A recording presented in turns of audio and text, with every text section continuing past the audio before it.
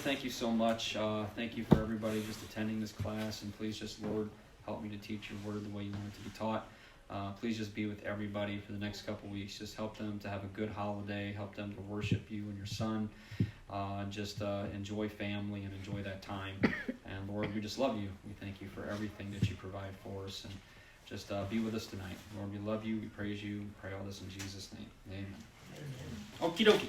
So, chapter 10. So, Moses is sitting there talking again to the newer generation, the generation that's getting ready to head over across the River Jordan. And he's talking about the tablets that God gave and the golden calf. And in chapter 10, he sits there and he says, "At that time the Lord said to me, chisel out 2 stone tablets like the first ones and come up to me on the mountain. Also make a wooden ark. I will write on the tablets the words that were on the first tablets, which you broke. Then you are to put them in the ark. So I made the ark out of acacia wood and chiseled out 2 stone tablets like the first one, and I went up on the mountain with the 2 tablets in my hands. The Lord wrote on these tablets what he had written before, the 10 commandments, that he proclaimed to you on the mountain, out of the fire, on the day of assembly. And the Lord gave them to me. And then I came back down the mountain and put the tablets in the ark that I had made. And the Lord commanded me, and they are there now."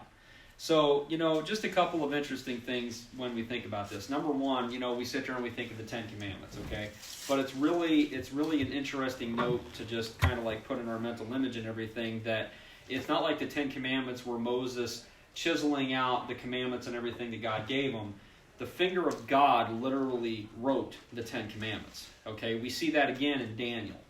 All right, that's where we get the writing on the wall is from Daniel. But he literally carved out with his own finger the 10 Commandments. The other thing that we have to kind of think of is, just from a practical standpoint, Moses had to be a relatively strong dude. Okay, this guy is 80-some years old at this point, okay? And he's literally carrying down 2 stone tablets. Each one had to at least weigh over 100 pounds. And he's going down a mountain, carrying these things down there. He either had to take a lot of breaks, or that dude had some serious muscle on him. But nonetheless, he gets down there and he puts them in the ark. Okay? Now that's going to be relatively significant much later on down the line. Originally, the ark is going to have several items. Okay? It's going to have the 10 Commandments. It is going to have a golden jar filled with manna, and it is going to have Aaron's staff that blossomed and produced almonds. Okay, it's going to have all of those things put into the ark. However, the ark will eventually be captured by the Philistines, and when they get it back, the only thing that is in it is the 10 Commandments, which you can kind of see how that would happen. They open up the ark. They look inside, they see a golden jar, they're like, well, that's kind of cool. What's this junk inside of it? Throw that out, keep the jar.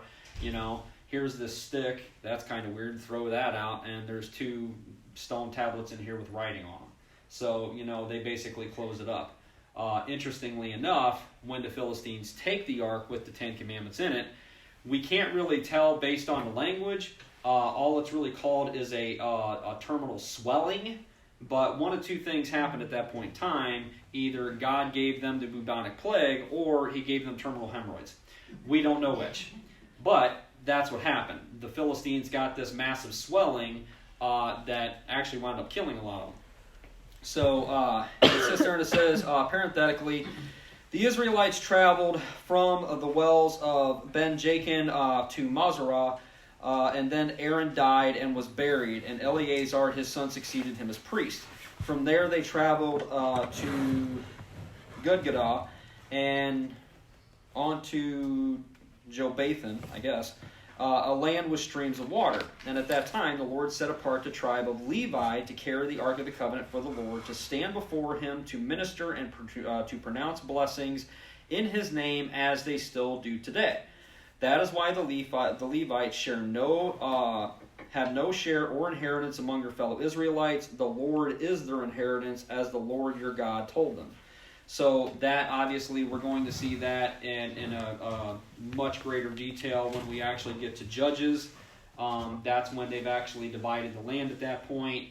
In Joshua, we actually see them divide it and actually allocate it out, and then in Judges, you're going to see them kind of settle it, and now they're starting to fight other tribes and stuff like that. But that's where we really see this whole thing with the Levites. But the Levites get no land. They get 48 cities that are divided between all the different tribes, and those are the cities that they'll be carrying out their duties and such like that. Eventually, in Jerusalem, you will have the temple. And when the temple comes, the way they kind of work it with the priest is essentially kind of like a draft. So, this person over here will get called to work at the temple for like 3 months, and then after that he goes back and does his normal duties, and then after those 3 months somebody else somewhere else will get called up and they will go do this. So that's how it when it gets to the temple and the priest there, it's not the same priest year round. They're kind of trading off and everything, kind of like a draft. So it says, now I stayed on the mountain for 40 days and 40 nights. And I did the first time, or as I did the first time, and the Lord listened to me at this time also. It was not his will to destroy you. Go, the Lord said to me, and lead the people on their way, so that they may enter and possess the land I swore for their ancestors to give them. And now, Israel, what does the Lord your God ask of you but to fear the Lord your God, to walk in obedience to him, to love him, to serve the Lord your God with all your heart and with all your soul, and to observe the Lord's commands and decrees that I am giving you today for your own good. To the Lord your God belong the heavens, even the highest heavens, the earth and everything in it. Yet the Lord set his attention on your ancestors and loved them, and he chose you, their descendants, above all the nations, as it is to this day, or as it is today. Circumcise your hearts, and therefore do not be stiff-necked any longer. For the Lord your God is God of gods and Lord of lords, the great God, mighty and awesome, who shows no partiality and accepts no bribes. He defends the cause of the fatherless and the widow. He loves the foreigner residing among you, giving them food and clothing. And you are to love those who are foreigners, for you yourselves were foreigners in Egypt. Fear the Lord your God and serve him. Hold fast to him and take your oaths in his name. He is the one you praise. He is your God, who performed for you those great and awesome wonders you saw with your own eyes. Your ancestors who went down into Egypt were 70 in all, and now the Lord your God has made you as numerous as the stars in the sky.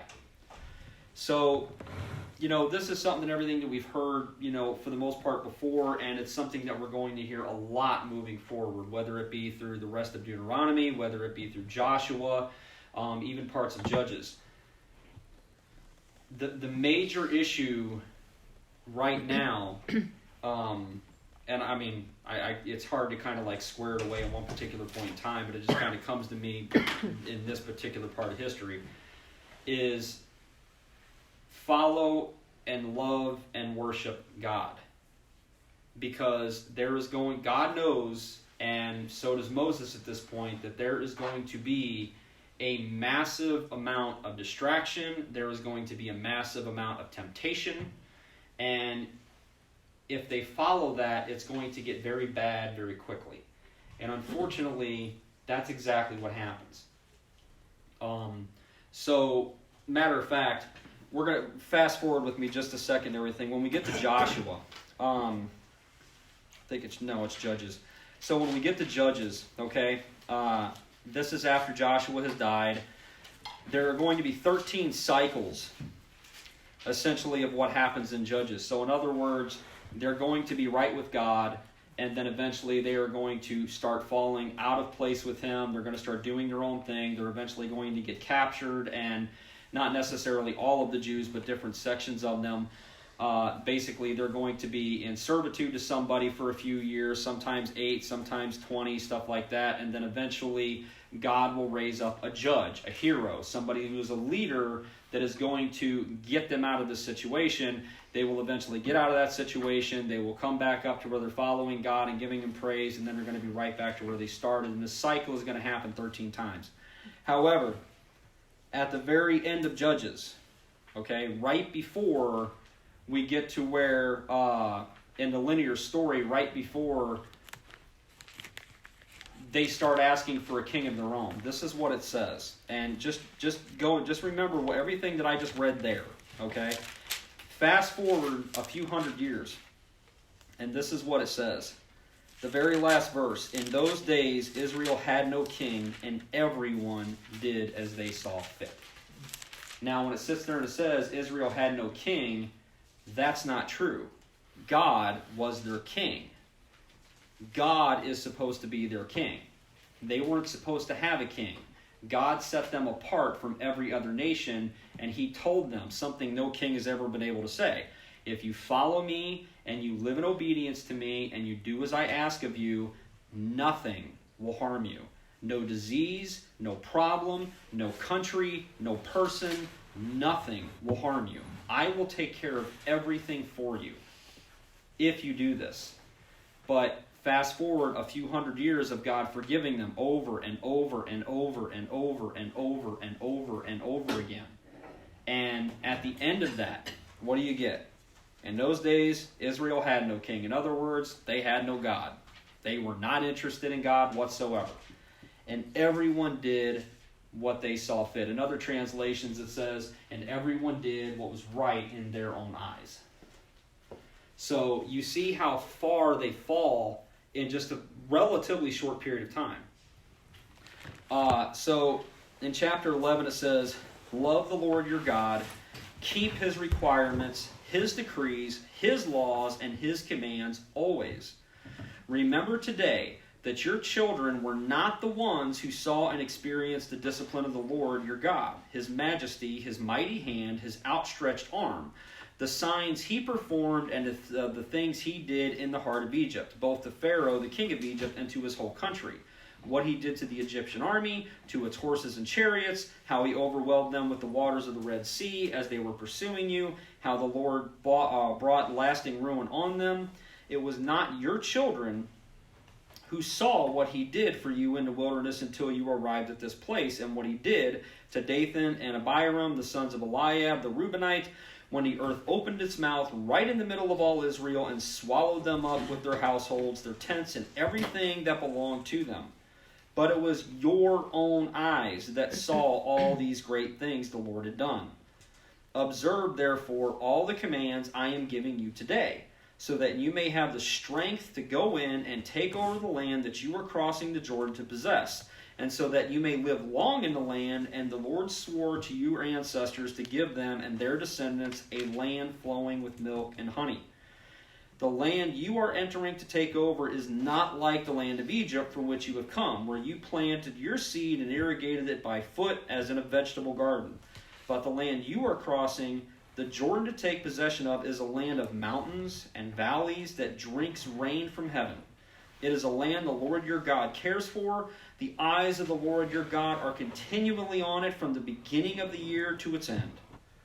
So if you faithfully obey the commands I am giving you today, to love your God and to serve him with all your heart and with all your soul, then I will send rain on your land in its season, both autumn and spring rains, so that you may gather in your grain, new wine, and olive oil. I will provide grass in the fields for your cattle, and you will eat and be satisfied. Be careful, or you will be enticed to turn away and worship other gods and bow down to them. And then the Lord's anger will burn against you, and he will shut up the heavens so that it will not rain, and the ground will yield no produce, and you will soon perish from the good land the Lord has given you. Fix these words of mine in your hearts and minds. Tie them as symbols on your hands and bind them to your foreheads. Teach them to your children, talking about them when you sit at home and when you walk along the road, when you lie down and when you get up. Write them on the door frames of your houses and on your gates, so that on your days and the days of your children may be many in the land the Lord swore to give your ancestors, as many as the days that the heavens are above the earth. So it's interesting what Joshua actually says at the end of Joshua. I just got done doing a study on Joshua, and there's something that he says that always kind of strikes me.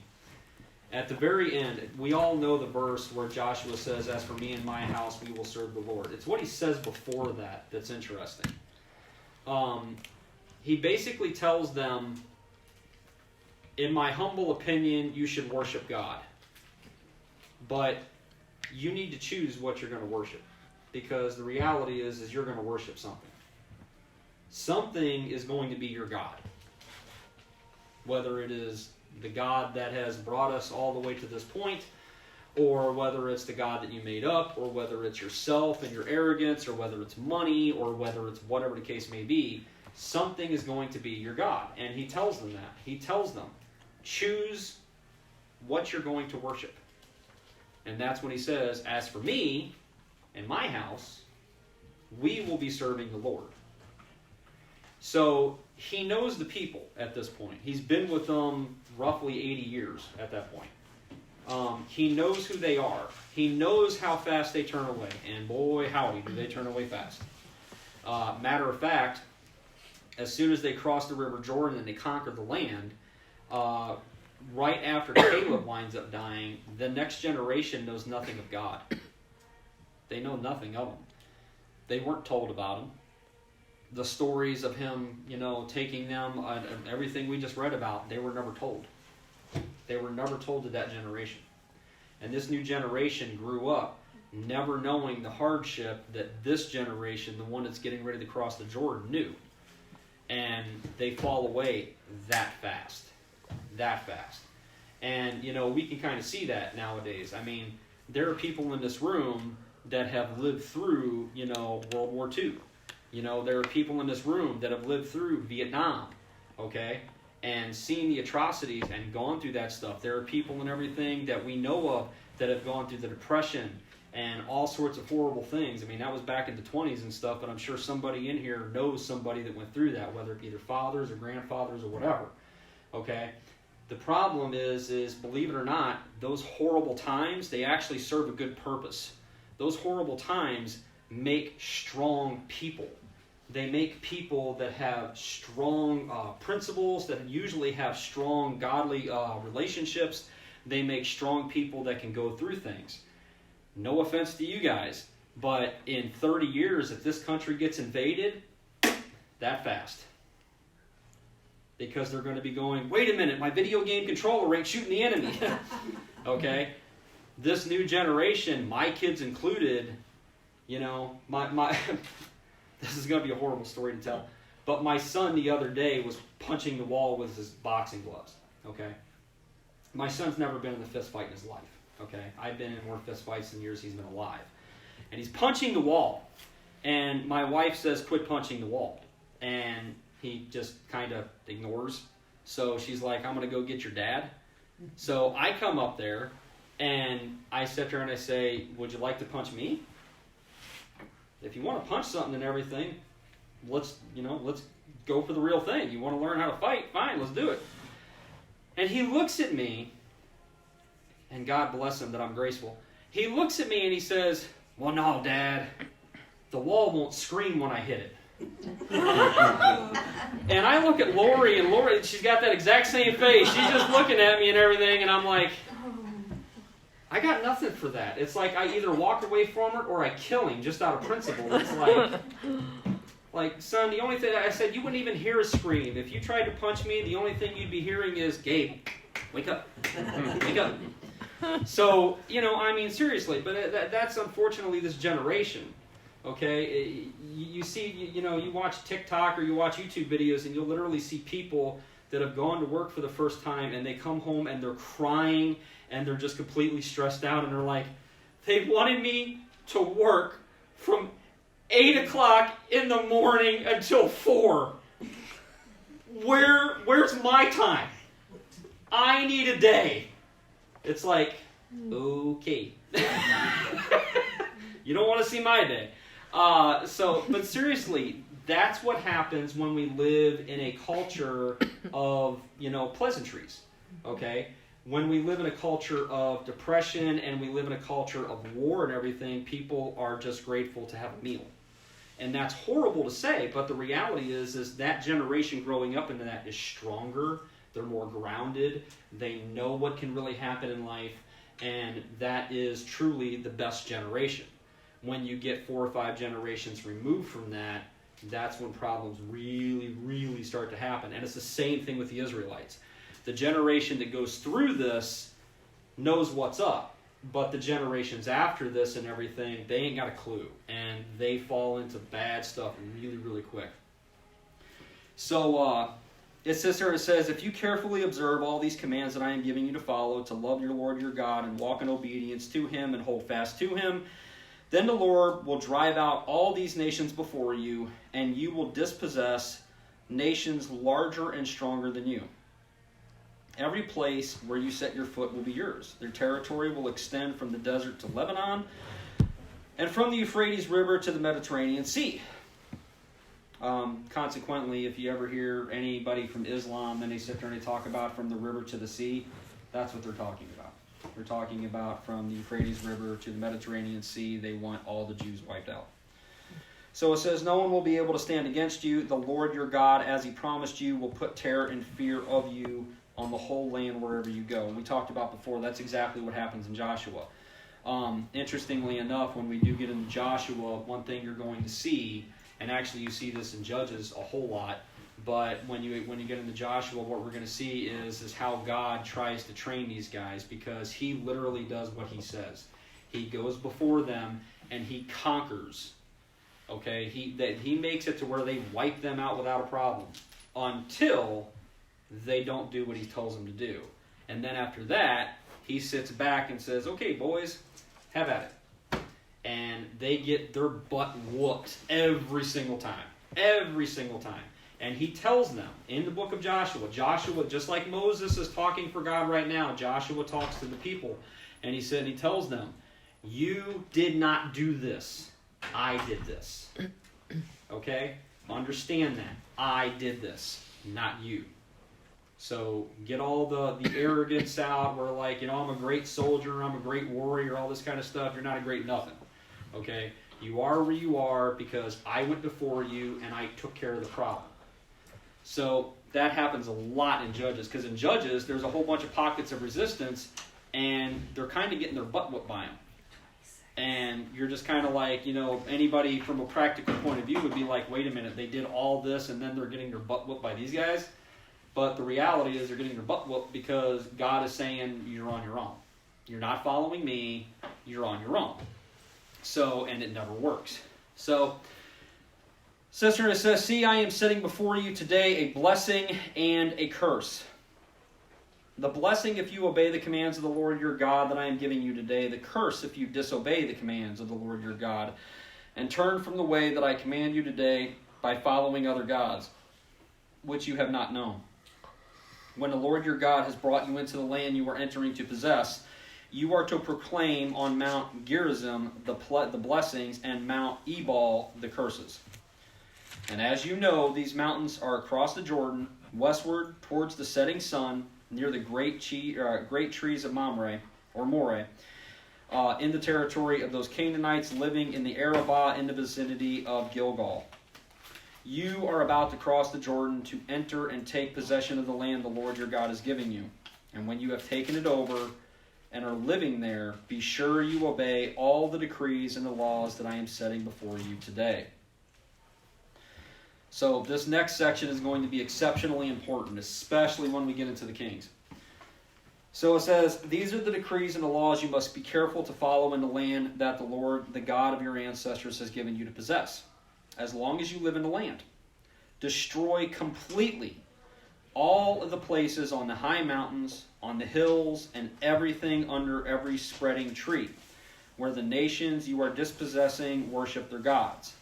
Break down their altars, smash their sacred stones, burn their Asherah poles in the fire, cut down the idols of their gods, and wipe out their names in those places. So, we've talked about the Asherah poles, but the spreading trees are the exact same. They would have ritualistic sex under the spreading trees as a symbol to either Baal or Asherah. So basically he's saying wipe them all out. Get rid of every single one of these things. Not one of them is to be left standing, period. It says you must not worship the Lord your God in their way. But you are to seek the places the Lord your God will choose from among all your tribes to put his name there for his dwelling. To that place you must go, and there bring your burnt offerings and sacrifices, your tithes and special gifts, and what you have vowed to give from your freewill offerings, and the firstborn of your herds and flocks.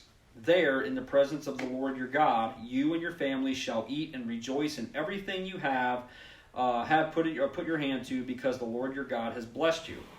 You are not to do as we do here today, everyone doing as they see fit. Since you have not yet reached this resting place and the inheritance the Lord your God is giving you, but you will cross the Jordan and settle in the land the Lord your God is giving you as an inheritance, and he will give you rest from all your enemies around you, so that you will live in safety. Then to the place the Lord your God will choose as a dwelling for his name. There you are to bring everything I command you, your burnt offerings, sacrifices, tithes, special gifts, all the choice possessions that you have vowed to the Lord. And there rejoice before the Lord your God. You, your sons and daughters, your male and female servants, and the Levites from your towns who have no allotment or inheritance of their own. Be careful not to sacrifice your burnt offerings anywhere you please. Offer them only at the place the Lord will choose in one of your tribes, and there observe everything I command you. Nevertheless, you may slaughter your animals in any of your towns and eat as much of the meat that you want. Well, we're going to get into something else here in a minute. So, hold on once. I'm going to stop here for just a second because there's something that we need to talk about as far as this one place. So, right now, the one place is basically everybody is just kind of living around the tabernacle, okay? Eventually, that's going to change. The reason why is because eventually everybody is going to be spread out to their own territories, okay? They're going to have their own places. God is going to set something up for everybody so that way everybody can go worship where they are supposed to. Eventually, what will wind up happening is we will now have the temple. We will lose the tabernacle and we will have the temple. The temple will be one structure that cannot be moved. That is where the Ark of the Covenant will be. That is where the priesthood will be, the main section of the priesthood, and that is where all the sacrifices and everything will be done. It'll be done like that for about 1,400 years, 15, somewhere around there. So it is going to be like that for a very long time. Okay? The reason why this is going to be such an issue is because when we get to 2 Kings, okay, by that point we've had Saul as king, we've had David as king, we've had Solomon as king, we've had Rehoboam as king. Rehoboam is the one that winds up dividing the kingdom because they basically rebel against them, and now you have the northern kingdom and the southern kingdom. The northern kingdom's first king will be somebody named Jeroboam, okay? He will be infamous in the kings because every king after him in the north, it will say he followed in the sin of Jeroboam. So what was the sin of Jeroboam? The sin of Jeroboam was he realized that if he allowed everybody to go back to the temple like they're supposed to 3 times a year to worship God and give offerings, sooner or later everybody's going to be hugging and kissing and crying and saying, oh, I'm so sorry we got into this big old fight, and the 2 nations are going to become one again. So he makes sure that does not happen by creating 2 golden calves, puts one at the north end at Dan, puts one at the southern end at Bethel, and he says, hey, whenever you guys are ready to go worship and everything, you guys go to these 2 places now instead of the temple, and there you can worship God. And he basically sets up priests that are not Levites. The Levites are still in Judah, the southern kingdom. So he completely and totally goes against what this is talking about. And every king after that, it'll be talked about how they followed in the sins of Jeroboam. They followed in the sins of Jeroboam. Well, the sin was allowing all of the people to go to 2 different places that is not the place designated by God to go worship. Okay? And that's a big, big, big no-no. So the second big, big no-no that is going to be talked about is the stuff that we've already talked about in when we talked about Noah and when we talked about it in the Gospels. And that's the blood. So it says, let's see here. Nevertheless, you may slaughter your animals in any towns and eat as much of the meat as you want, as if it were gazelle or deer, according to the blessing the Lord God gives you. both the ceremonially unclean and the clean may eat it. So in other words, this is not a ceremonial sacrifice that you must be clean to partake in. This is just you making dinner. So, but, and he says this several times if you catch that, but you must not eat the blood. Pour it on the ground like water. You must not eat it in your own towns, the tithe of your grain and the new wine and the olive oil, the firstborn of your herds and flocks, or whatever you have vowed to give, or your free will offering or special gifts. Instead, you are to eat them in the presence of the Lord your God at the place the Lord your God will choose, you and your sons and daughters, male, female servants, and the Levites from your towns. And you are to rejoice before the Lord in everything that you put your hand to. Be careful not to neglect the Levites as long as you live in your land. So in other words, it's their responsibility to take care of the Levites. The Levites don't get any property. They get plots and everything to grow their land and stuff like that, but that takes everybody kind of working together. But they don't get any property. They don't get any inheritance. But he sits there and he says, do not eat the blood. Okay? The life force of the animal is in the blood. You do not eat the blood. This is the reason why Jews have what's called kosher meals and everything. It's because it's prepared very specifically to where there is no blood in it whatsoever. That, and also it fits the dietary laws. So it says, when the Lord your God has enlarged your territory as he promised you, and you crave meat, and say, I would like some meat. Well, they already did that once. And then you may eat as much of it as you want. If the place where the Lord your God chooses to put his name is too far away from you, then you may slaughter animals from the herds and flocks the Lord has given you, as I have commanded you, and in your own towns you may eat as much of them as you want. Eat them as you would gazelle or deer, both the ceremonially unclean and the clean may eat. Be sure that you do not eat the blood, because the blood is the life, and you must not eat the life with the meat. You must not eat the blood, pour it out on the ground like water. Do not eat it, so that it may go well with you and your children after you, because you will be doing what is right in the eyes of the Lord. But take your consecrated things and whatever you have vowed to give, and go to the place the Lord will choose. Present your offerings on the altar to the Lord your God, both meat and the blood. The blood of your sacrifices must be poured beside the altar of the Lord your God, but you may eat the meat. So we went over all of this stuff in Leviticus. Be careful to obey all these regulations I am giving you, so that it may always go well with you and your children after you, because you will be doing what is good and right in the eyes of the Lord your God.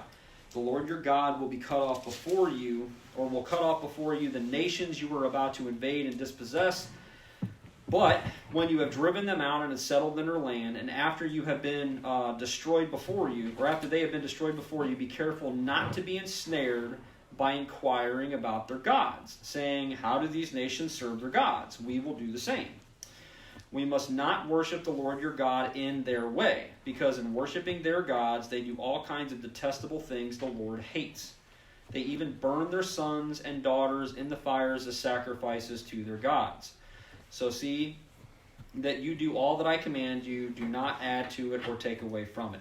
So a couple of worth note, little things to note there. Number one, he says that twice now. He sits there and he says, do not go over there. It's one thing to go over there and just start worshiping their gods.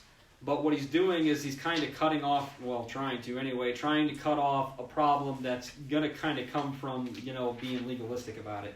So it's like, well, I don't follow their God, but I really like the way they worship. That looks fun.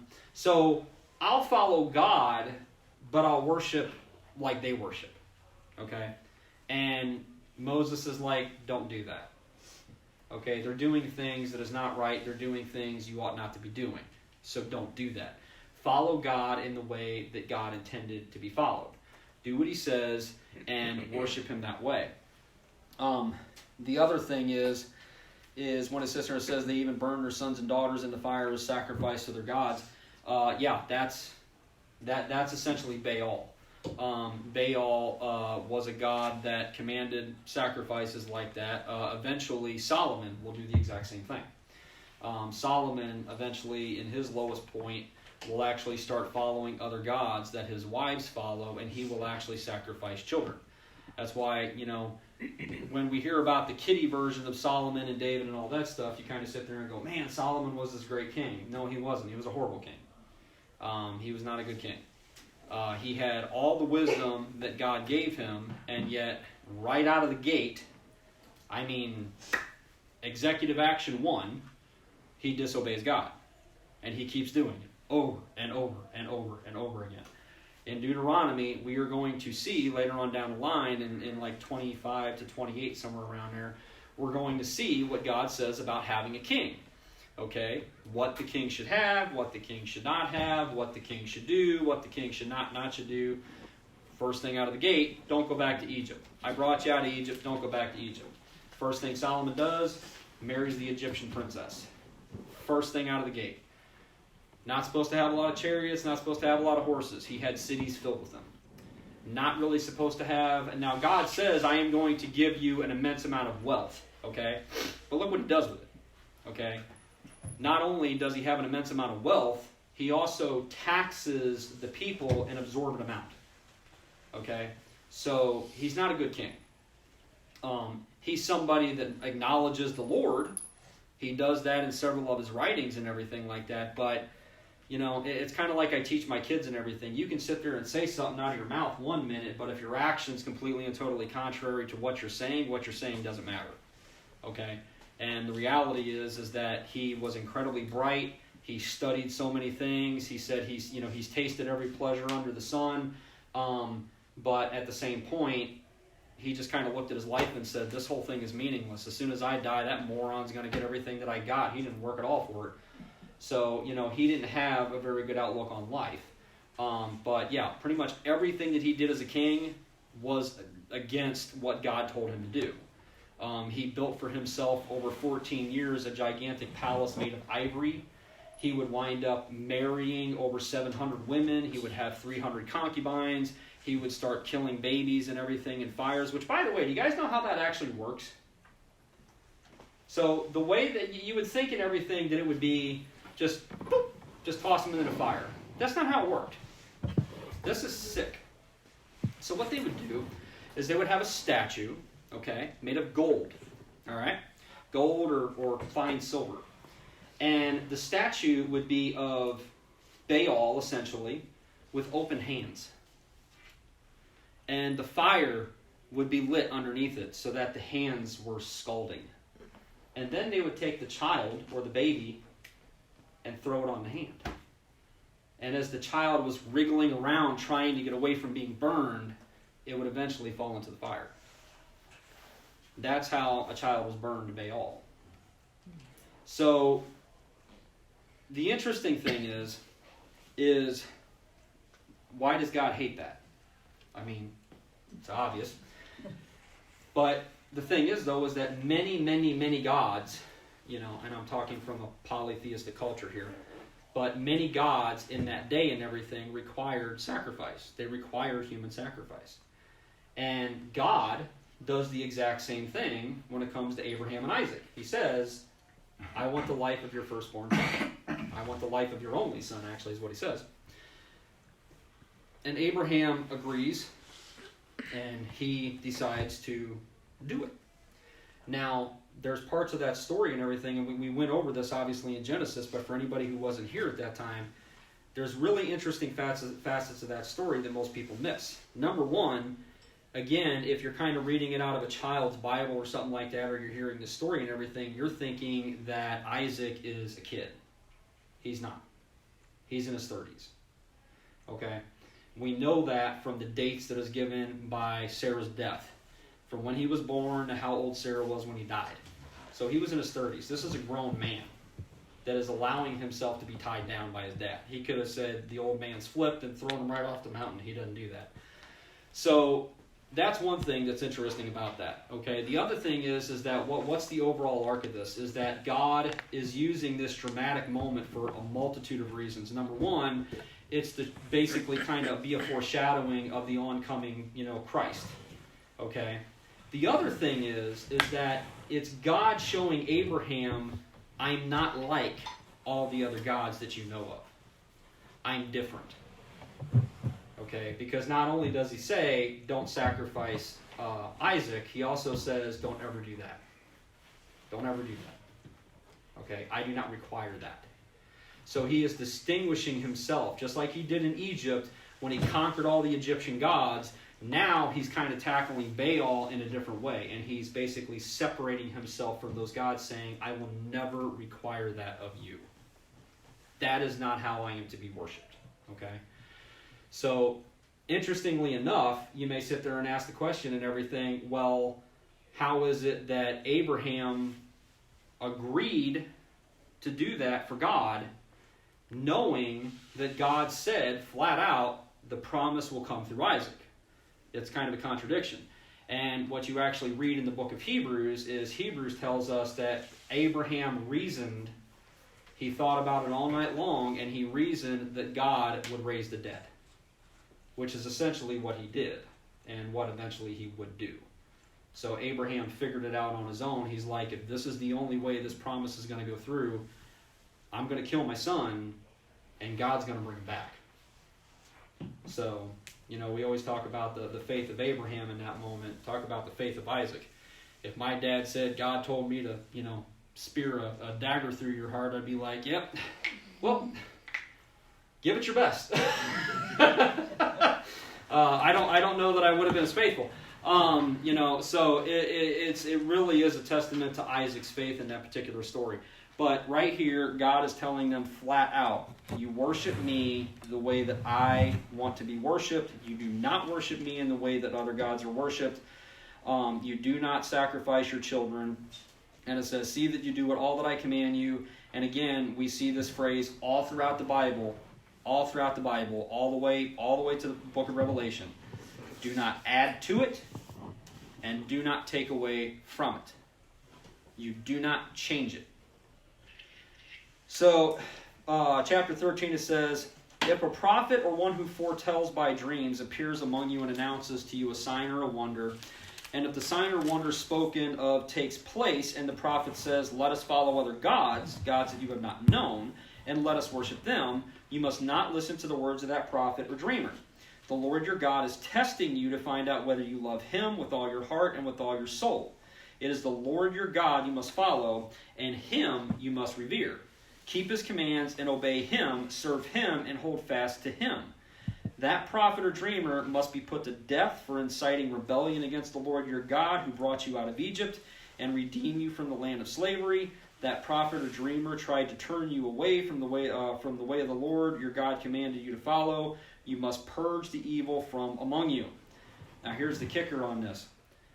If your very own brother or your son or your daughter or the wife you love or your closest friend secretly entices you, saying, let us go and worship other gods that neither you nor your ancestors have known, gods of the peoples around you, whether near or far, from one end to the land of the other, do not yield to them or listen to them.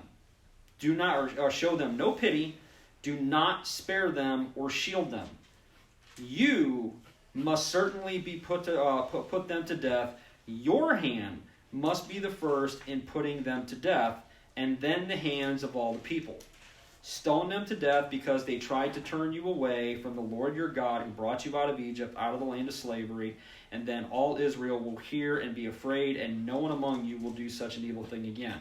So he basically says, if your son comes up and tries to entice you away from God, he needs to die, but not only does he need to die, you're the one who needs to kill him first. You're the one who needs to throw the first stone. And it kind of goes back to Jesus and everything when he sits there and he says, when he sees the woman who had been cheating and everything, and she's literally standing there naked, and he sits there and he says, whoever has never sinned, throw the first stone. Okay? So that kind of shows you, I don't want to say the difference because it's not that anything has changed, but the paradigm has. Okay? Why is God doing this now as opposed to what Jesus did then? Okay? And the reason why is what we've talked about so many times before. It all kind of encompasses the same thing. The reason why is because God is doing everything he can to try to keep these people a whole. Okay? Because he knows that if they go into that land and all of a sudden people are following other gods and people are intermarrying into other people and people are making treaties with other people like they shouldn't be doing, sooner or later, the Jews, the Israelites, they're going to be gone. They are going to be assimilated into everybody else's culture. So he is absolutely firm about this. If there is anything around you Anything around you that is trying to entice you to go out into the world, end it. Destroy it. Later he'll go on and he'll talk about towns. Destroy everything. Wipe it off the face of the earth. Okay? He is adamant about this because he is trying to keep this Fabergé egg of a people together. All the while, the people in the Fabergé egg are trying to get out. And because they're just like, they're not loyal enough and they're not faithful enough, they're trying to get out and trying to do their own thing. God is trying to keep these people together. And he's telling them, anything that comes in the way of this, anything at all, wipe it out. Jesus will say the exact same thing. He will sit there and talk about how if something is enticing you to sin, whether it be adultery or whether it be murder, or whatever the case may be, cut off your hand, lop it into the fire, walk away. In other words, sacrifice whatever it is you have to sacrifice, burn it to the ground, get rid of it, and get out of that situation. Because if you stay in that situation, you've already done it. It's going to happen. You're going to kill somebody, you're going to have an affair, you're going to do whatever the case may be. But that's what that whole section in the Sermon on the Mount is about. It's about getting out of those situations, sacrificing whatever it is needs to be sacrificed, no matter how precious, and get out of that situation. So he sits there and he says, if you hear it said about one of the towns and the Lord your God is giving you to live in that... let me start over. If you hear it said about one of the towns the Lord your God is giving you to live in, that troublemakers have arisen among you and have led the people of their town astray, saying, let us go worship other gods, gods you have not known, then you must inquire. In other words, don't jump the gun here, figure this out. You must inquire, probe, and investigate it thoroughly. And if it is true, and it has been proved that this detestable thing has been done among you, you must certainly put to the sword all who live in that town. You must destroy it completely, both its people and its livestock. You are to gather all the plunder of the town in the middle of the public square and completely burn the town and all its plunder as a whole burnt offering to the Lord your God. That town is to remain a ruin forever, never to be rebuilt, and none of the condemned things are to be found in your hands. Then the Lord your God will turn from your fierce anger, will show you mercy, and will have compassion on you. He will increase your numbers as he promised on oath to your ancestors, because you obey the Lord by keeping all his commands that I am giving you today and doing what is right in his eyes. So if there is anybody around you that is trying to entice you, that is trying to grab at you, that is trying to be like, well, why don't you live your life like this and everything, abolish it. Walk away from it. Never speak to them again. Okay? I brought this up several times in my class before and everything, so this really isn't a shocker or nothing like that, but I have a daughter, okay? Her name is Haley, and right now she's about 21, 22. And she is living a very worldly lifestyle with her mother, okay? To the point and everything that they practice witchcraft, they practice Wicca, all that kind of stuff. That's something that her mother has been into for a very, very long time. I do not allow my children to have a relationship with her. And some people will be like, well, that's kind of harsh, but it's not. Because I know that if I allow them to have that relationship with their sister, sooner or later, that stuff's going to come up. Sooner or later, that stuff is going to start working its way in. Okay? So, as much as it hurts, I abolish it. I just cut it off. Okay? And it's like, when you're ready, I'm ready. But that is not coming anywhere near my house. Okay? I don't care if you're my daughter, you're my son, you're my wife, you're my mother, you're my father, whatever. No. Okay? The Bible tells us it doesn't matter who it is in your life, how much you love them, whatever the case may be. In those moments, it's either God or them. That's just the facts. In those moments, it's God or them. You're going to pick one. Just like Joshua said, pick your master. Which is it going to be? Is it going to be your earthly relationships, or is it going to be your relationship with God? So that's, like I said, it sounds like it's a horrible thing, and it is a horrible thing. I hate doing it. But it's something that I do so that way my kids grow up knowing God, loving God, and at the end of the day, sooner or later they're going to leave, And they have to form that own relationship and everything with God. Whether they keep coming to church, whether they keep going on mission trips, whatever the case may be, that will now be up to them. Okay? And hopefully that sticks. But while they're in my house, I'm not allowing that junk to happen. That's not gonna fly. So, and that's basically what he's saying. Is it sounds horrible. And man, let me tell you what, we talk about this because they've been talking about it. Wait till we get to Joshua. Okay, you are going to see the Israelites do some nasty stuff. Okay, nasty stuff. But God is telling them, eradicate it. Okay, go in there and absolutely eradicate it. And that's what he says there. If you find out that there's people in this town over here that are trying to entice your people, not go after the people. I want you to investigate it. I want you to make absolutely sure that it's true. But if you find out for sure that it's true, destroy the whole thing. It's been contaminated. You kill them, it's going to go to the next person. You kill them, it's going to go to the next. God's like, no. You kill it all. Destroy it. Because if you don't, that little speck is going to grow and grow and grow and grow. And sure enough, it does. I mean, it happens. But God is telling them all this stuff to try to make sure that doesn't happen. So, chapter 14, it says, "You are the children of the Lord your God. Do not cut yourselves or shave in front of your shave the front of your heads for the dead, for you are a people holy to the Lord your God. Out of all the peoples on the face of the earth, the Lord has chosen you to be his treasured possession." I'm not going to get real big into this and everything. I've talked about this at great length when we first started the Bible, but there is this idea out there that it's basically called replacement theory, where some people will believe that the Jews and the Israelites are no longer God's chosen people, that we are as Christians. That's a little bunk. That's an absolute load of bunk. Basically what you're saying is God said, yeah, I lied, so I like them better. That's what you're saying God's doing when you say that. So when it says, out of all the peoples on the face of the earth, the Lord has chosen you to be his treasured possession, that's absolutely true. Even now that they don't follow and worship his son and everything, it's still true. Okay? Like I've always said, one of the greatest evidences that God exists is Israel. If God didn't exist, Israel would not exist. Okay? It's this tiny little speck of land that it's literally on the cross bridge between 3 different continents.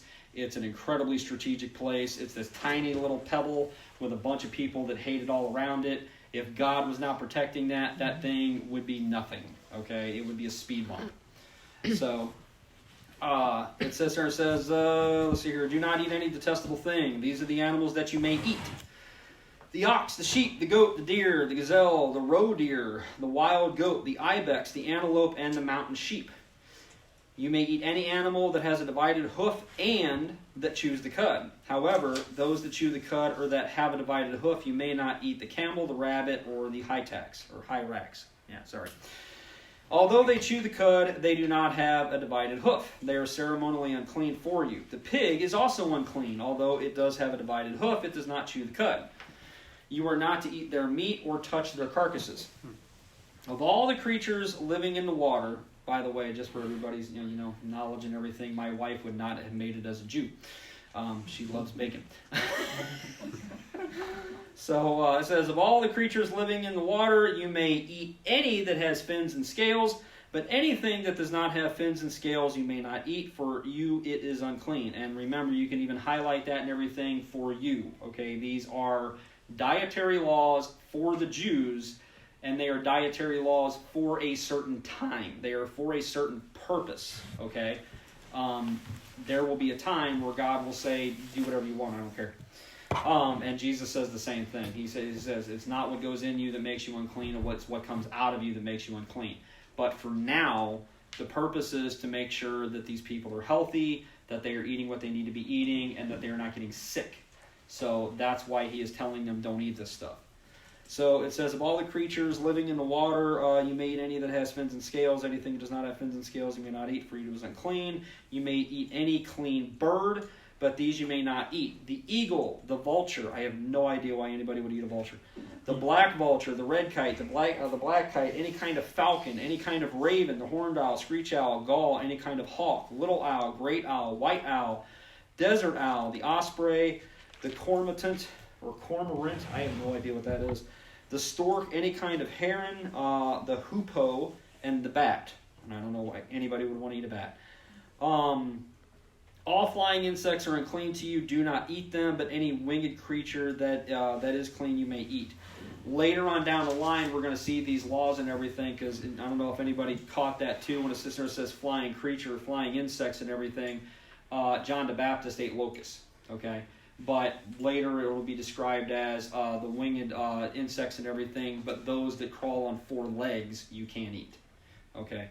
But for now, don't eat them. It says, do not eat anything you find already dead. Every time I read that, I sit there and think of a guy that I used to work with. He hit a deer, and he calls up, Cindy probably remembers this story. I was working for Mr. Reuter at the time. Hit a deer, calls up and says, yo, I'm not going to be able to get to that next job and everything. I gotta cut this thing up, man. I got to get it to the house. And I'm like, let me get this straight. He's literally quartering up roadkill. Like, he hit it with the truck, and he's just like, yeah, man, I got to get this deer home. I'm like, how are you not going to taste radiator fluid? I mean, like, how does that work? I don't know. Maybe he watched too many episodes of Beverly Hillbillies. But nonetheless, yeah, don't eat anything you find already dead. It says... It wasn't dead until he hit it. That's right. I guess that's true, but that's the first thing I think of every time I hear that.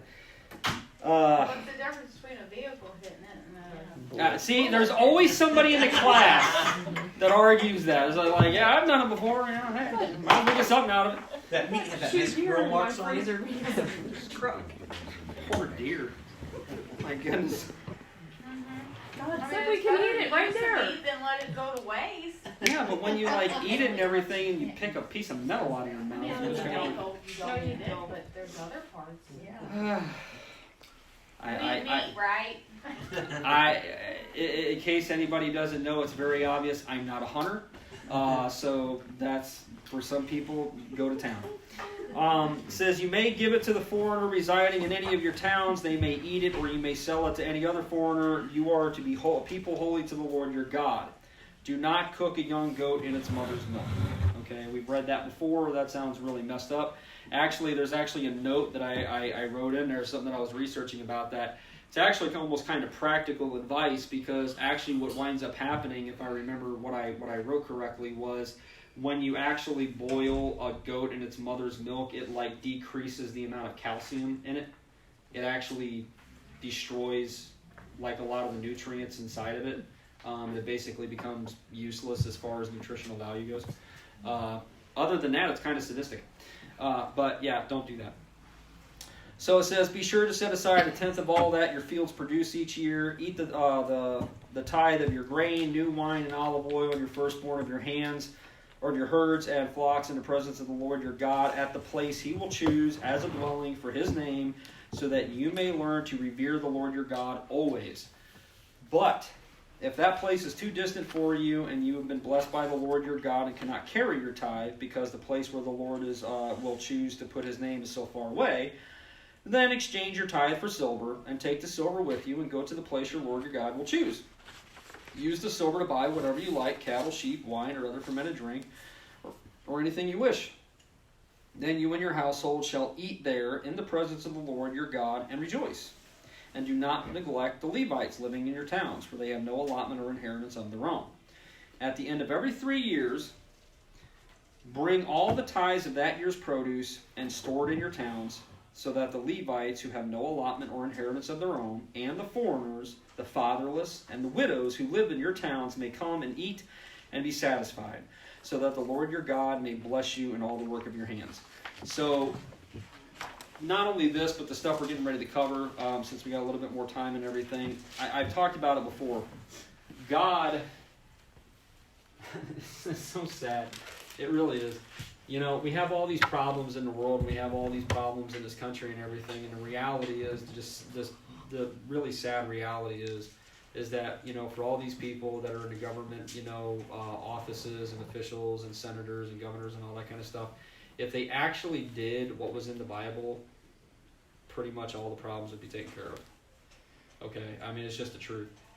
God what we call welfare nowadays, God had a system in place for the poor to where they really never needed to be poor.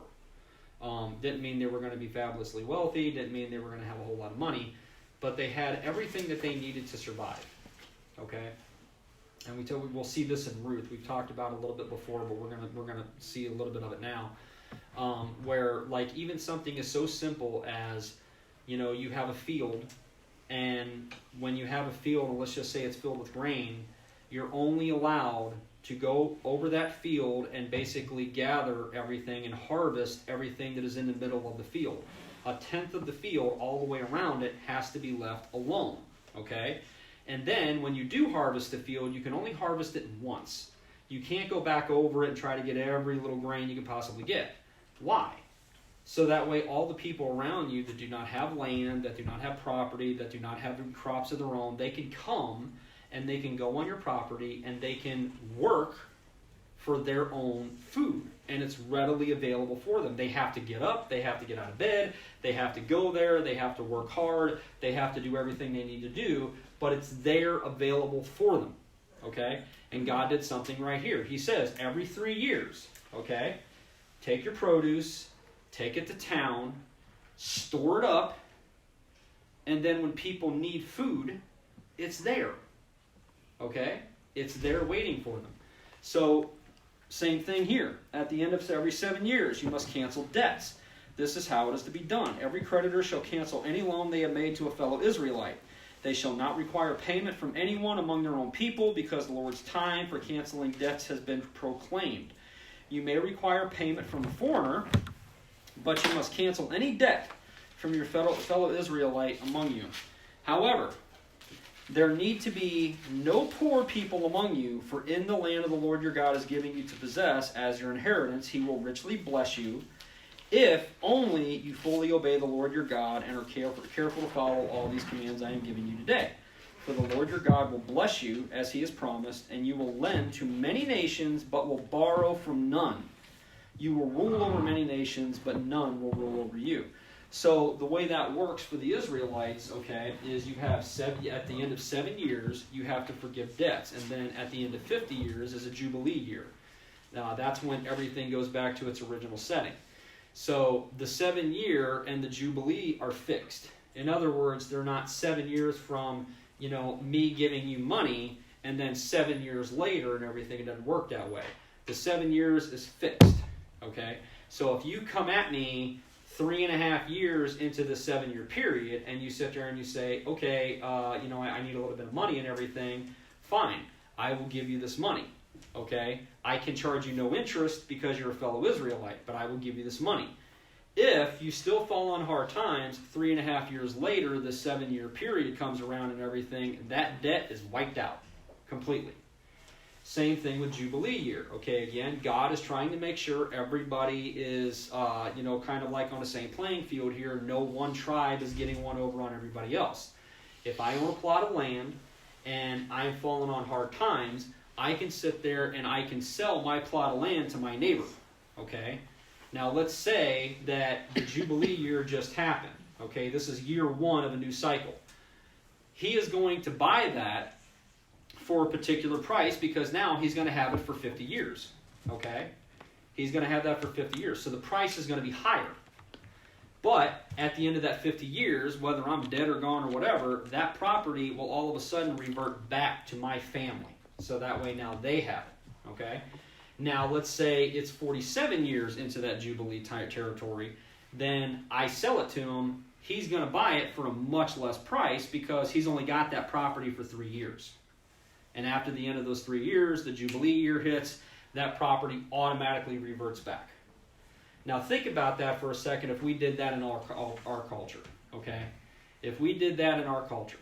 So, somebody falls on hard times, they have to file bankruptcy or whatever, okay? And let's say it's, 45 years into the Jubilee year. All right?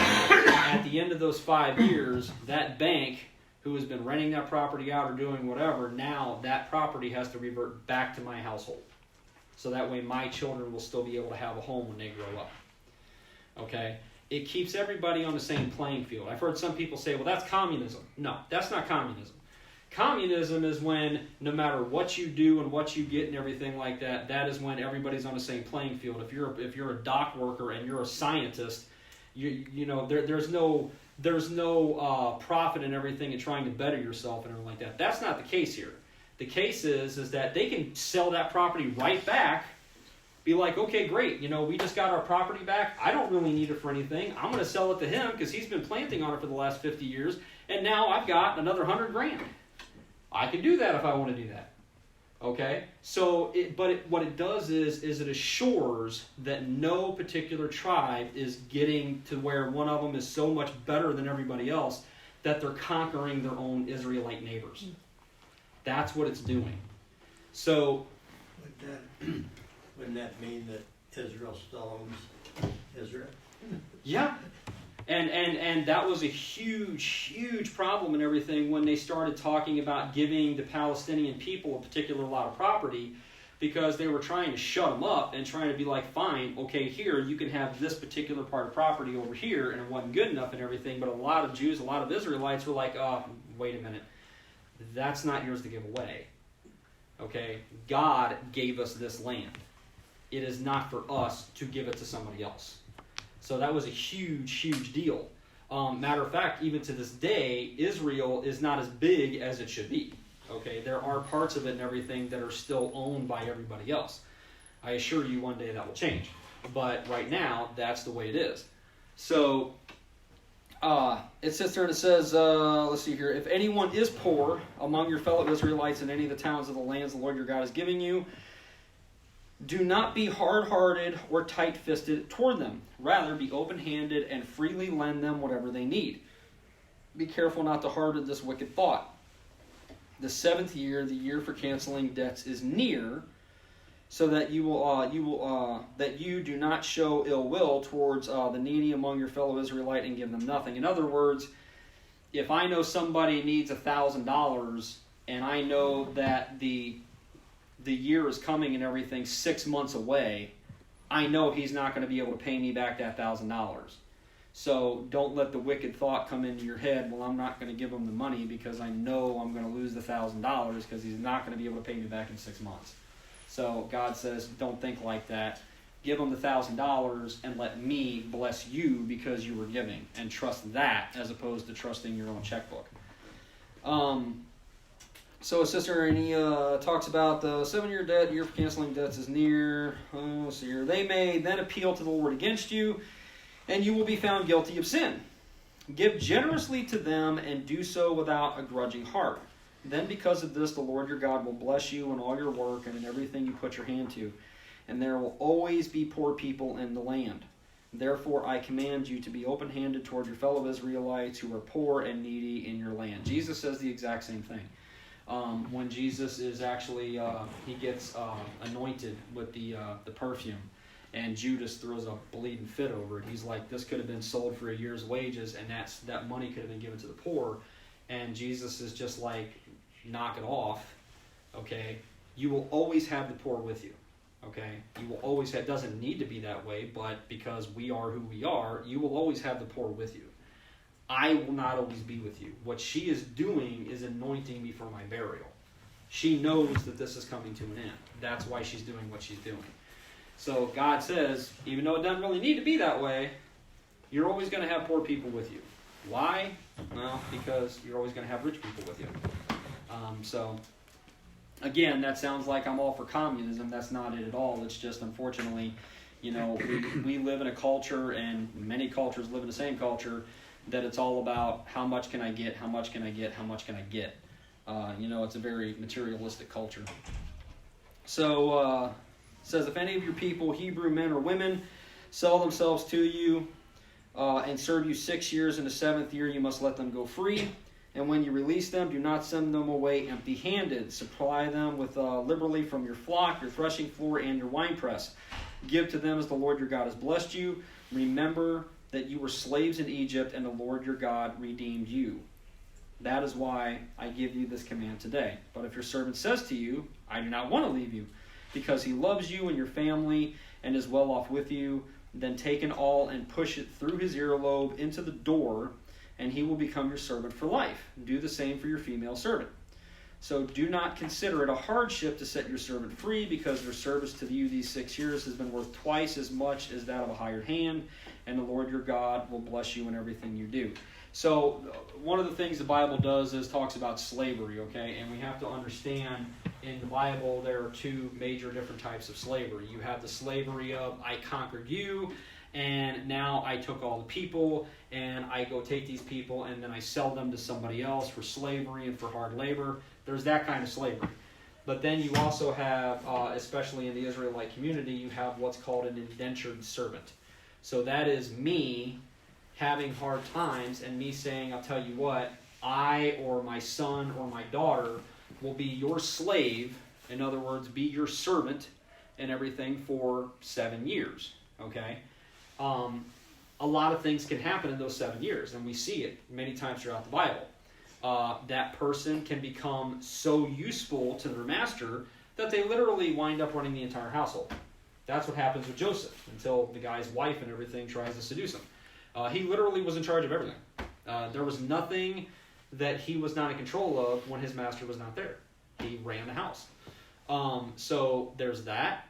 There's situations and everything where the guy just becomes so embedded in the family, even to the point where sometimes the servants wind up marrying one of the children. Okay, so that's another thing that can happen. But there are times where it's like, well, thank you very much. I really appreciate you giving me a job all these years. I'd like my severance pay, and then I'm going to go home and I'm going to start my new life. And then there's other ones where it's like, I don't have anything to go to, and you have treated me very, very well. I honestly, I just like to stay. Now, the bad part about that is you have to take a nail, and you have to take their ear, and you put the nail through their ear, and you lop it up to the door.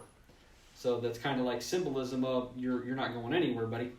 And at that point, they will be your servant for life, okay? I'm going to be completely and totally honest with you. One of the questions that I have for God is, what's with that? Like, can't you just write a contract? Like, I mean, like, well, what's with the nail and the door and the ear and like, but that's the way God wants it. So, okay, cool. But anyway, that's what they would do. And they would be a servant for life, okay? They would be taken care of and everything. But again, there's a difference between an indentured servant and a slave, okay? Even to the point where they're treated. An indentured servant has rights, okay? You can't just start beating the crap out of your indentured servant and everything. Doesn't work that way, okay? They're still an Israelite. They still have rights, okay? But that is your butler at this point. And I don't know that it needs to be said and everything, but just to kind of finish that thought and everything like that, in case you're wondering, yes, you can force your indentured servants to do sexual favors. We see that with Abraham, okay, where he basically says, she says, well, go sleep with my maidservant and everything like that. She's an 18-year-old Egyptian chick, and Abraham goes, okie dokie. Sounds like a good plan to me. And so he does, and, conceives Ishmael, and, that's another one. If I ever meet Abraham, I'm going to be like, man, how faithful you were to God. That was so inspiring. How stupid were you to do something like that? Like, you didn't think that was going to blow up in your face. But, hey, he did it, and, yeah, Sarah didn't have a good time with that one. So, where am I at here? So did they actually conquer people and make them slaves? Was that... What's that, Israelites? Yeah. Everybody did. Now, everybody. The Israelites and everything, when they went to the conquering, no. They killed everybody. Up until a certain point. There was a point in time where they kind of got sick of it, and they started like making treaties with people, which God said do not do. But in that culture, in that world, and then even later on down the line in the kingships and everything, yeah, that's what they would do. Because think of it like this, okay? But it wasn't right. Huh? Right? It's just the way the world worked back then. So think of it like this, okay? I'm a soldier, all right? I am getting paid a nominal wage to fight your war, all right? So how do I really make my money? Well, several ways. One is when I fight the battle, whatever booty is there, whatever stuff is laying out on the battlefield and everything, whatever share of that I fought for, I get. Okay? And that's actually decided by the other soldiers. It's not decided by the general or anything like that. It's decided by the people that were around me fighting, that saw me fighting, and they say, this guy, he knocked out 7 guys. This all belongs to him. Okay, so that's one way I get paid. The other way is after I conquer the men, okay, and I conquer all the fighters, now I go into the towns. And I go to where they were defending. And I get the women, and I get the children, and I put them in a cage, and then I take them somewhere to where either somebody wants a slave, and I sell them for slavery, or I send them back to their family, and they pay a ransom to get them back. That's how I make my money. So that is the way of the ancient world. That was literally like that from Genghis Khan, from the Iliad, Alexander the Great, all of it. That is what they would do. Very few warlords would ever go in and kill everybody. The only reason they would do that, other than biblically, for God's purposes, is the only reason they would do that is they would do that to basically show a sign. So Alexander the Great, he's in the Bible. He's talked about in the Bible by Daniel. And he sits there and he talks about Alexander the Great going through the fields and everything like a gazelle, like a wildfire.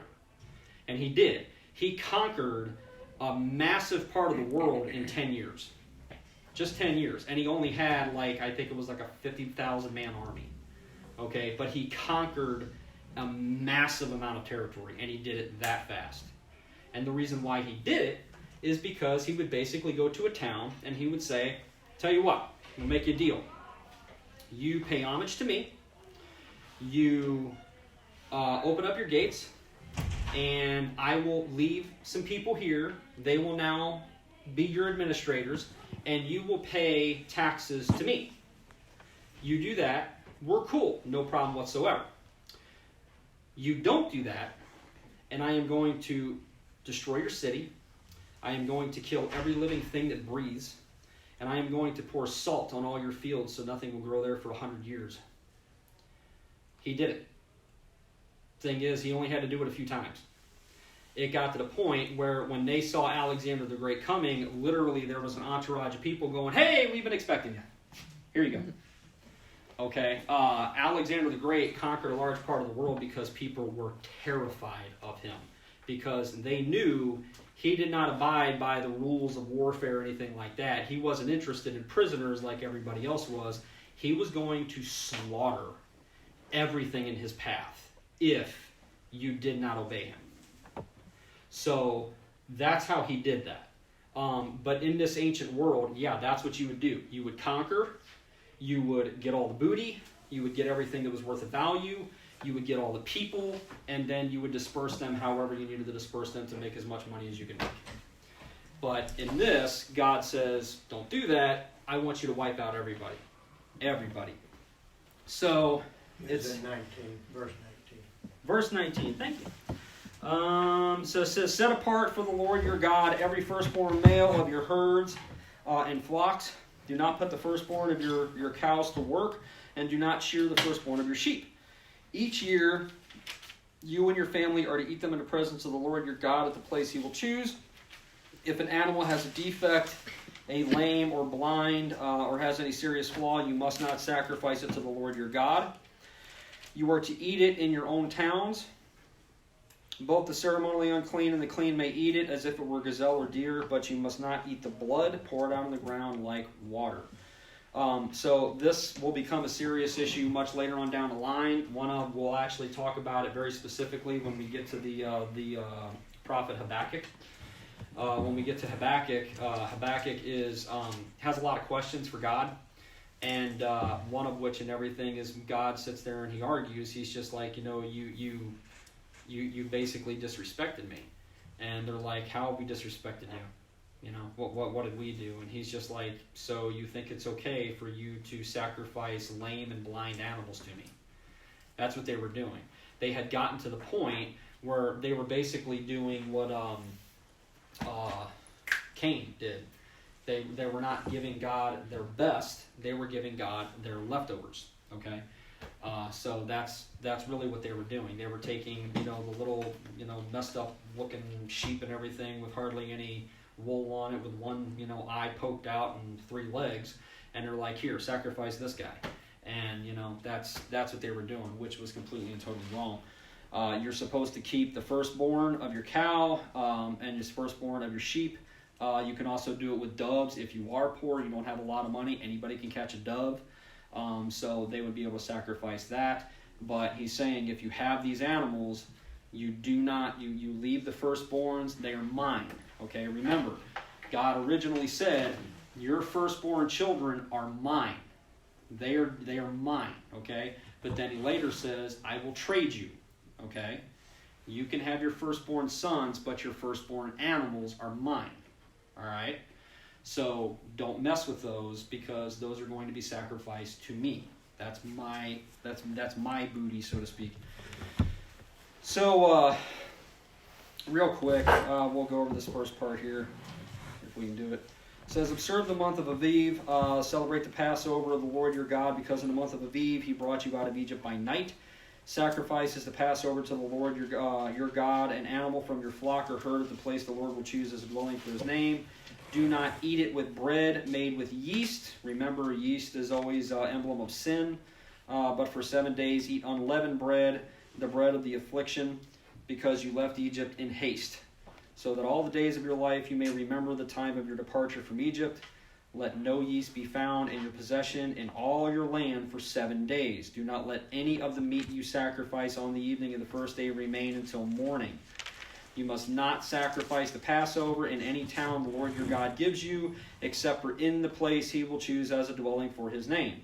You must sacrifice the Passover in the evening, when the sun goes down, on the anniversary of your departure from Egypt. Roast it and eat it at the place the Lord your God will choose.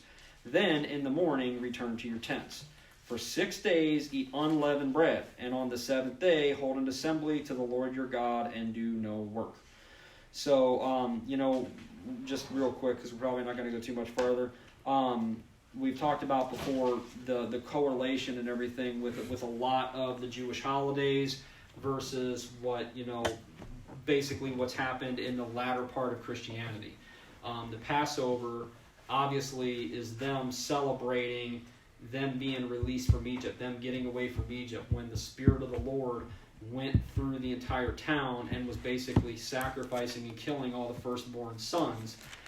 It would pass over the doors that had the lamb's blood on it. That's what they're celebrating. However, now, past the first Pentecost, now we look at us and what we celebrate it as, okay? And obviously, it's about Lord Jesus Christ. There are so many things, really almost every single one of the major holidays that they celebrate, Pentecost, Passover, Feast of Trumpets, all of it correlate exactly to an event that happens in Christianity today. Okay, that's not an accident. That's not a human thing. That's not something that we're just like, like Christmas, okay? We don't really know when Jesus Christ was born. We celebrate Jesus Christ's birth on December 25th, okay? It's not like that. This is directly correlated with these events. Pentecost. Pentecost is the celebration of the giving of the law at Mount Sinai. That's what Pentecost is, okay? For us, Pentecost is the first day of the church. It is when the Holy Spirit went through Jerusalem and 3,000 people were saved, and that was the beginning of the church. So these correlations are not by accident. They're not just somebody giving it, a particular date or whatever. These major events happen, and it's like God was basically taking everything that he is telling the Israelites now and saying, okay, now they have a different purpose and they have a different meaning, and these are for you. Okay? So the Jews to this day still follow them. If you ever want to go to Jerusalem, which I'm actually trying to plan a trip and everything for me and my wife to go over the next year and a half, if you ever want to go to Jerusalem, I highly recommend it. I don't recommend going on one of the feasts, because you're going to take a city that goes from 100,000 people on a normal day to 1 million people. Okay, you go to Jerusalem on Passover, plan on getting elbowed. There's a lot of people, and Jerusalem is not a big place. So that's just something and everything to know. But when we start next week, because I don't want to go too much further, we're gonna get into. I'll do this next very small section. We got 5 minutes. It says, when you enter the land the Lord your God is giving you, do not learn to imitate the detestable ways of the nations there. Let no one be found among you who sacrifices their son or daughters in the fire, who practices divination or sorcery, interprets omens, engages in witchcraft or casts spells, or who is a medium or spiritualist who consults the dead. Anyone who does these things is detestable to the Lord. Because of these same detestable practices, the Lord your God will drive out those nations before you. You must be blameless before the Lord your God. So 2 things. One, this happens obviously with Saul. He actually basically talks to a medium or whatever you want to call it. She's called the Witch of Endor. And essentially she supposedly, and I'll leave this up for you guys to decide, supposedly brings up, what's the matter? We're off track, Brian. Yeah, I don't know where How am I off track? Yeah, we weren't anywhere near there. 16. I know. I was Oh, I right. switched pages. I'm so sorry, Yeah. guys. Thank you. I thought it was me. I was like, man, how we get on that? We're listening now. Okay. All right. My bad. Feast Okay. of Weeks. I was lost. Yeah. Okay, that's okay. We'll just stop there. I'll just continue what I'm talking about. It's a lot better than a festival. So anyway, but the other thing is that in case anybody's ever wondering and everything, is that okay for us to do today? Okay, is it okay for us to go to a medium or a spiritualist or somebody who's going to tell us the future or somebody's going to read us our palms? And the answer is an overwhelming no. That is a sin. It may seem like it's a fun thing to do and all that stuff, but you have to understand when you're sitting across from that person, you're literally sitting across from a person that is actively mocking God, whether they even mean to do it or not. They're basically saying they have the intelligence that nobody else has. They can tell you information that nobody else has. They can sit there and read your palms and tell all these things about you and stuff like that. That's not for anybody to do. One, most of them can't do it anyway. But even if they can do it, even if they have the ability to do it, guess where they get the ability from? It ain't God. Okay? So if somebody actually can see the future, which I genuinely believe if you kind of research that stuff and everything, there's like research the sleeping prophet. Okay? It's a guy that would sleep, and he was back in the 50s or 60s and everything. He would sleep and he would literally prophesy, and I'm talking detail prophesy. Okay? He got a lot of stuff right. That wasn't God doing that. That was Satan doing that. Okay? Because if man can see the future and man can do all this stuff and everything, who needs God? It's the same thing with having a whole bunch of money. You know, if I'm a multi-billionaire and I got a fully funded 401k plan and I got a Jaguar and I got, everything that a guy has, why do I need to go to church on Sunday? I'm doing just fine. I don't need anybody's blessings. I got my own. So, it's one of those things. It's just like, it may seem like it's fun. It may seem like it's cute. It may seem like, oh, this will be neat. This will be a neat experience. No, it's absolutely 100% a sin. Okay? Do not do that. So, anyway, we'll try to skip over that. Well, it's 2 weeks away. You guys won't even remember what I said. So, we'll do that again. So we'll go back and everything. Remember, 2 weeks. We'll start where we were, and probably about 2 more weeks. Let's see here. City of Refuge. Yeah, I'd say probably about 3 more weeks, maybe 4 more weeks. Yeah, probably about 3 to 4 more weeks, and we'll be done with Deuteronomy. So, okay, let's pray and we'll get out of here. Dear Lord, thank you so much. Thank you once again for this class. Thank you for the honor of being able to preach your word and teach your word. And just thank you for all the many blessings that you've given all of us. And Lord, I just sincerely ask that you just be with all of us, everybody in this building over this Christmas season. There's just a lot of stuff going on in the world, in our lives. We just need your love. We need your grace. We need your compassion. And most of all, we need your Son. So please just be with all of us. Love on us. Give us that grace. And just show us the light. Show us your light. Draw us closer to you by any means necessary. Lord, we love you. We praise you so much for just all the amazing things you do in our life. And we love you. We praise you. We pray all this in Jesus' name. Amen.